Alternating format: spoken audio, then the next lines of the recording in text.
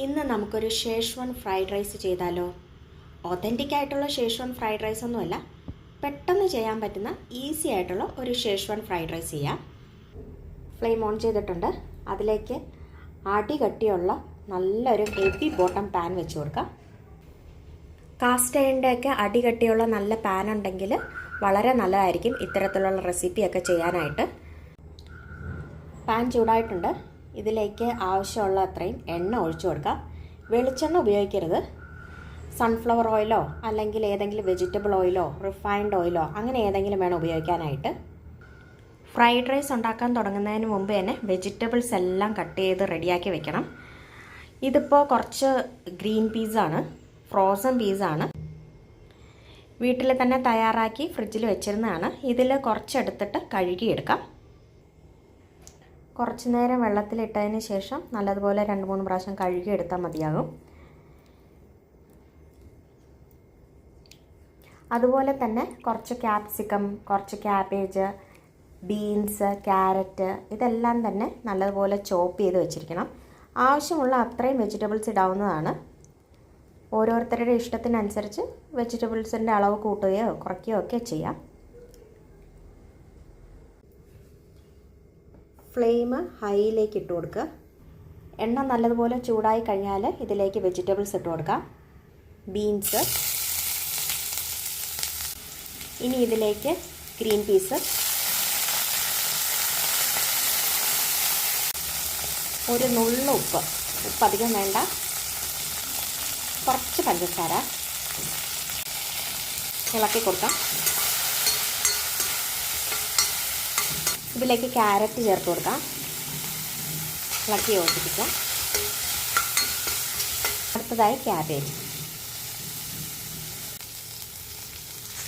ക്യാബേജും കൂടെ ചേർത്തതിന് ശേഷം നന്നായി ഇളക്കി ഇതൊന്ന് വാടി വരണം. വെജിറ്റബിൾസിൻ്റെ ക്രഞ്ചിനെസ് പോകാനായിട്ട് പാടില്ല. ക്യാബേജിൻ്റെ നിറം മാറി വന്നിട്ടുണ്ട്.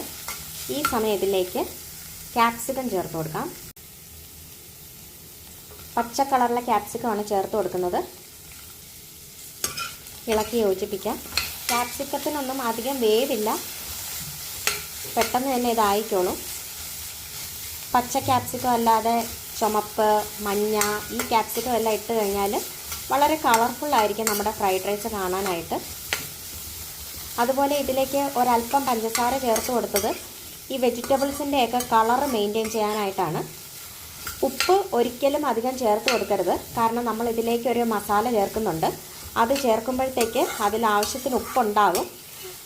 ഇതിലും ഉപ്പ് ചേർത്ത് പിന്നെ ചോറിലും ഉപ്പ് ചേർത്ത് പിന്നെ മസാലയും കൂടെ ചേർക്കുമ്പോഴത്തേക്ക് ഒത്തിരി ഉപ്പായി പോകാനുള്ള സാധ്യതയുണ്ട്. അതുകൊണ്ട് വളരെ കുറച്ച് മാത്രം, പേരിന് മാത്രമേ ഉപ്പ് ചേർത്ത് കൊടുക്കാവൂ. അത്യാവശ്യം നല്ല ഹൈ ഫ്ലെയിമിലിട്ട് വേണം ഇത് ചെയ്യാനായിട്ട്. ഇനി ഇതിലേക്ക് ചേർത്ത് കൊടുക്കുന്നത് ഷേഷ്വാൻ ഫ്രൈഡ് റൈസ് മസാലയാണ്. ചിംഗ് സീക്രട്ട് എന്ന് പറയുന്ന ബ്രാൻഡിൻ്റെയാണ്. ഒത്തിരി വേണ്ട, ഒരു 1/4 ടീസ്പൂൺ ചേർത്ത് കൊടുത്താൽ മതിയാവും. മസാല വെജിറ്റബിൾസിൻ്റെ കൂടെ ചേർത്ത് ഒന്ന് ഇളക്കിയെടുക്കണം. ഒത്തിരി നേരം വേണ്ട, ഇതൊക്കെ പെട്ടെന്ന് ചെയ്യേണ്ട കാര്യങ്ങളാണ്. ഞാനിവിടെ വൈറ്റ് റൈസ് വേവിച്ച് വെച്ചിട്ടുണ്ട്. ഇത് ബസ്മതി റൈസാണ്. തലേദിവസം വേവിച്ച് വെച്ചിരിക്കുന്ന റൈസാണ്. ഇത് തണുത്തിരുന്നാൽ കൂടുതൽ നല്ലതായിരിക്കും.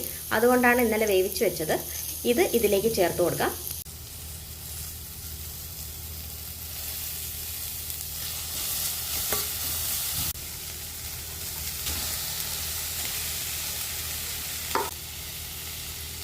റൈസ് ഈ വെജിറ്റബിൾസിൻ്റെ മസാലയുടെയും കൂടെ ചേർത്ത് നല്ലതുപോലെ മിക്സ് ചെയ്തെടുക്കാം. ഒത്തിരി തവിയിട്ട് ഇളക്കണ്ട, ഒന്ന് ഫ്ലിപ്പ് ചെയ്ത് കൊടുക്കുന്നതാണ് ഏറ്റവും നല്ലത്. ടേസ്റ്റ് ചെയ്ത് നോക്കിയതിന് ശേഷം മസാലയുടെ അളവ് കുറവാണെന്ന് തോന്നുകയാണെങ്കിൽ ഒരല്പം കൂടെ ചേർത്ത് കൊടുക്കാവുന്നതേ ഉള്ളൂ. തണുത്തിരിക്കുന്ന റൈസാണ്, അതുകൊണ്ട് ഇതൊന്ന് ചൂടായി വരണം. പെട്ടെന്ന് തന്നെ ആയിക്കോളും. ഹൈ ഫ്ലെയിമിലേക്ക് ഇട്ടതിന് ശേഷം ഫ്ലിപ്പ് ചെയ്ത് എടുത്താൽ മാത്രം മതിയാവും.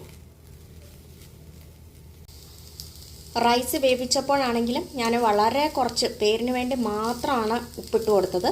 അല്ലാതെ ഇതിലേക്ക് ഉപ്പിട്ട് കൊടുക്കരുത്. നമ്മുടെ ഈ മസാലയിൽ അത്യാവശ്യം നല്ലതുപോലെ ഉപ്പുള്ളതാണ്.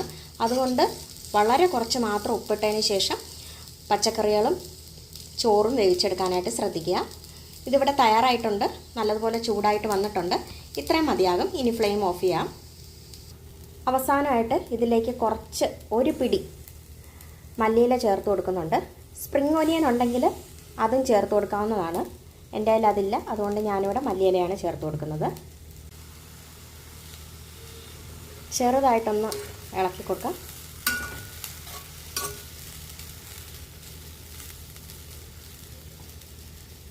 ഇത് മതിയാകും. റെഡി ആയിട്ടുണ്ട്. ഫ്ലെയിം ഓഫ് ചെയ്യാവുന്നതാണ്. ഇതിൻ്റെ കൂടെ കഴിക്കാനായിട്ട് മറ്റൊന്നും തന്നെ ആവശ്യമില്ല. ഇത് തന്നെ നല്ല ടേസ്റ്റി ആയിട്ടുള്ള ഒരു ഫ്രൈഡ് റൈസാണ്. വെറൈറ്റി ആയിട്ട് എന്തെങ്കിലുമൊക്കെ കഴിക്കണമെന്ന് തോന്നുമ്പോഴത്തേക്ക് ഇങ്ങനെ ഉണ്ടാക്കി കഴിക്കാവുന്നതാണ്. വളരെ എളുപ്പമാണ് ഉണ്ടാക്കാനായിട്ട്. ബസ്മതി റൈസ് കുറച്ച് വേവിച്ച് വെച്ചിരുന്നാൽ പെട്ടെന്ന് തന്നെ ഇത് ഉണ്ടാക്കിയെടുക്കാനായിട്ട് സാധിക്കും. പച്ചക്കറി അരിയുന്ന സമയം മാത്രമാണ് ഇതിന് വേണ്ടി വരിക. ഉണ്ടാക്കിയതിന് ശേഷം അപ്പം കഴിക്കുന്നതിനെക്കാട്ടിയും കുറച്ച് നേരം ഒന്ന് വെച്ചതിന് ശേഷം കഴിക്കുകയായിരിക്കും ഏറ്റവും നല്ലത്. അപ്പോഴാണ് ആ മസാലയെല്ലാം ചോറിലേക്ക് കൂടുതലായിട്ട് പിടിച്ചിട്ട് നല്ലൊരു ടേസ്റ്റ് കിട്ടുക. ഇനി ഇതുപോലെ വെറൈറ്റി ആയിട്ടുള്ള എന്തെങ്കിലും ചോറ് കഴിക്കാനായിട്ട് തോന്നുമ്പോഴത്തേക്ക് ഇത്തരത്തിലൊന്ന് ട്രൈ ചെയ്ത് നോക്കിക്കോളൂ. വീഡിയോ ഇഷ്ടമെങ്കിൽ ലൈക്കും ഷെയറും ചെയ്യാൻ മറക്കരുതേ. മറ്റൊരു അവസരത്തിൽ വീണ്ടും കാണാം. താങ്ക്